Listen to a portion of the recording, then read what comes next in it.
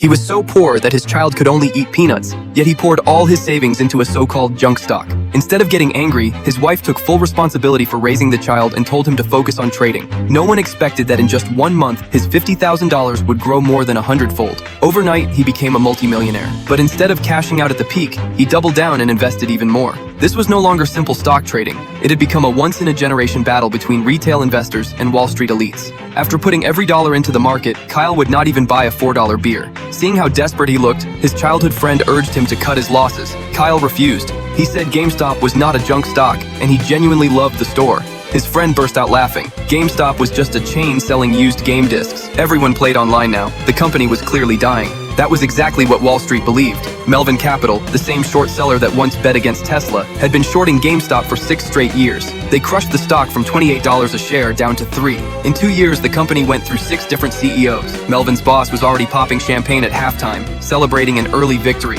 Then suddenly, GameStop surged 130% in a single day. The spike terrified him. What he never imagined was that it started with one small influencer. Kyle simply said he liked the stock.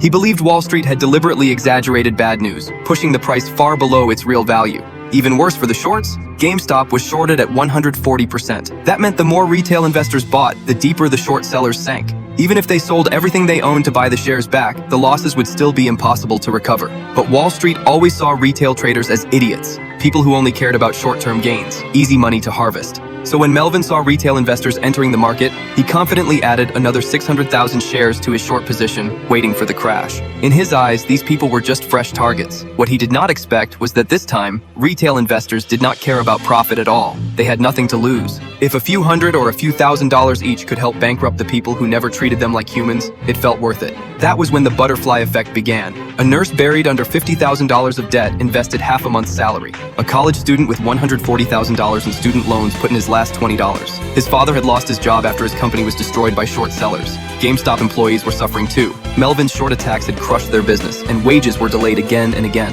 A single spark can start a wildfire. Across the internet, ordinary people rose up on their own. They declared war on Wall Street, and they swore to take Melvin Capital down.